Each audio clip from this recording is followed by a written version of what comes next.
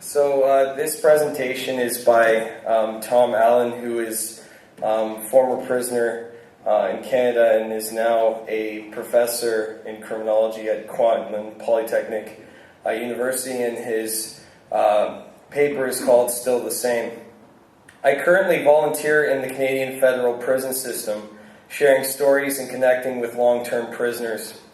I also sit on the board of an organization promoting the principles and practices of restorative justice called the Vancouver Association of Restorative Justice, and belong to an organization committed to promoting nonviolent communication and mindfulness through connecting community volunteers with those in prison and ex-prisoners back in the community. It's called Freedom Project Canada. I am also an ex-prisoner. I want to share a story of what happened when I expressed resistance to the authorities when volunteering in prison a few years ago. A new policy decreed that all volunteers would need to undergo a security screening and attend a training for volunteers session. Any volunteer who failed to pass the security clearance or attend the training sessions would be denied volunteer status entry into the prison. At one volunteer training session, we were encouraged to snitch on inmates, to report to guards and betray confidences.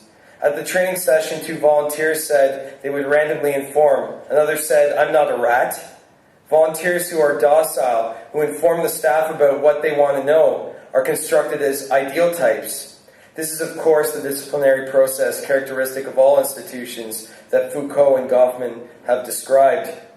I was asked to attend at the prison in which I volunteered for an orientation.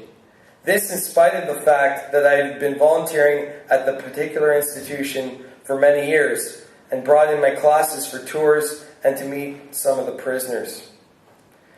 I had to take the day off from my classes and drive 2 hours out to the prison in the early morning. When I reported to the security center and discovered I had arrived on the wrong day, I expressed dismay and frustration in my need for efficiency and predictability.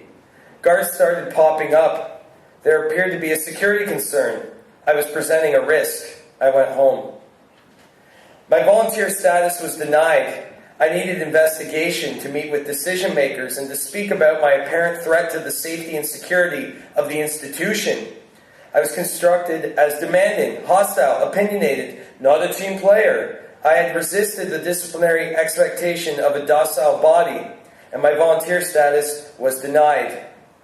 Months later, I was asked to meet with 2 administrators who asked me some simple questions about the administration of the prison system and explained basic rudimentary concerns of prison structure.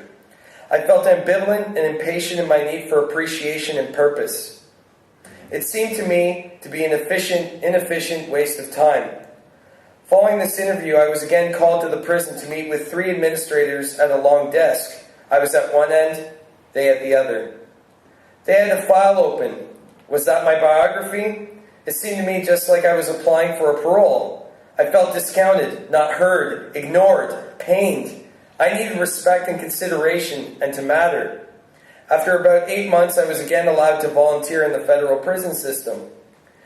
The prison system constructs identity around perceptions of risk.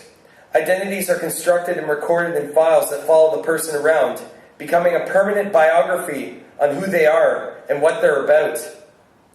If I had been a prisoner, I might have been denied parole and transferred to a higher level of security.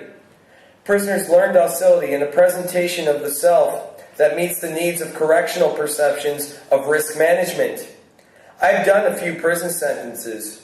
I was released from my last prison sentence in 1981. The years in between I spent drugging and fighting. Some parts were a party, other parts were hell. That's the way it goes. I've been out of prison now for many years. In prison, I learned how to survive, how to protect myself, to get by in the prison subculture. I learned about injecting heroin and honed my anti-authoritarian attitude. I changed my ways in spite of the prison system. After completing a final prison sentence, I wanted to contribute to the communities from which I had taken for so many years. I attended individual and group therapy programs and life skills and achievement-oriented workshops. I involved myself in different community volunteer initiatives, participating in rebuilding my sense of sense and my relationship to others. In 1985, I produced a documentary on the challenges ex-prisoners face on re-entry called Making It. I spent 11 years working in community social services, completed a graduate degree, and published a book concerning the challenges of being homeless in an academic press. In 1992, I received a pardon from the National Parole Board under the Criminal Records Act. In 2007, I was given the Pierre Allard Award. And to quote CSE, the symbol of this award is the phoenix, the classical bird that rises from the ashes, an apt symbol for a person who had established the highest ethical standards after a personal history involving serious crime. To me, this was my status reintegration ceremony, a ceremony that so few ex-prisoners ever get in contrast to their status degradation. I now teach criminology courses at a Canadian university. I teach critically. That is, I encourage my students to consider the issues around crime and punishment from a critical perspective and my own lived experience of actually having been incarcerated and survived, what Ross and Richards call convict criminology.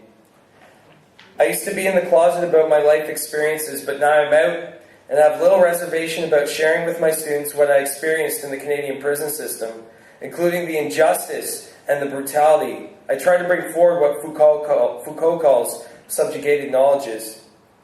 If my students can learn from my experiences, that must be a good thing. I sometimes bring in prisoners and ex-prisoners to my classes to speak to the students. Many of my students are astonished when they discover their own instructor is one of those. And I even look like how they thought I should look like. They would never known if I hadn't told them. Some of them asked me how the university would allow an ex-con to teach them. So I set to dispelling the myths. For the last 5 years, I've been volunteering with a group called the Alternatives to Violence Project in the federal prison system. Twice a month, outside community volunteers attend the prison and meet with volunteer prisoners in a circle. AVP just extended itself to the women's prison. At these circles, I get meaning, purpose, and community. It is important for me to never forget the people inside and to make connection. Sometimes there are tears through grief, anguish, hurt, remorse, and dread. Mourning is rampant. I have heard lifers express sadness and resentment that in the circle they can only be real, but once back in the population they need to resume their false front. In May 2010, AVP was shut down for administrative review of the roles and responsibilities of AVP volunteers and the nature of the AVP project as a whole. And this is how it now stands. Instead, Canada's newly passed Truth in Sentencing Act will result in increased rates of custody, pressures to double bunk when space is needed, and escalating prison costs. The Justice Minister, Vic Taves, claims that repeat offenders need to be locked up for public safety. And speaking to Tom about this, how is it that 3 years ago someone gets an award for their outstanding efforts to reintegrate themselves into society, and then 3 years later has a program in which they're one of the leading outside members shut down? This just shows the degree in which the system is completely contradictory and arbitrary at most times, and accommodationist at other times when it suits their purposes.